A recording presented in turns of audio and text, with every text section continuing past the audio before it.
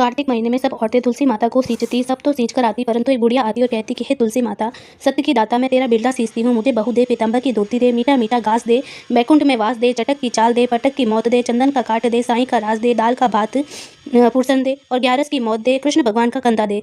तब तुलसी माता यह बात सुनकर सूखने लगी तो भगवान ने पूछा कि हे तुलसी, तुम क्यों सूख रही हो? तुलसी माता ने कहा कि एक बुढ़िया रोज आती है और यही बात कह जाती है, मैं सब बात तो पूरी कर दूंगी, लेकिन कृष्ण का कंधा कहाँ से दूंगी? तो कृष्ण भगवान बोले कि जब वह मरेगी तो अपने आप कंधा दे आऊंगा, तो बुढ़िया माई से कह देना। बाद में बुढ़िया माई मर गई, सारे गांव वाले एकत्रित हो गए और बुढ़िया को ले जाने लगे तो वह इतनी भारी हो गई कि किसी से भी नहीं उठी।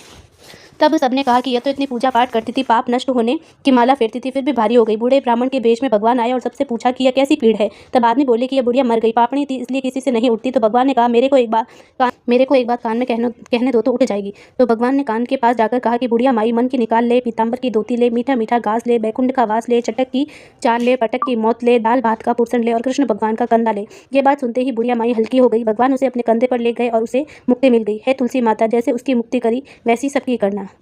जय हो तुलसी माता की जय।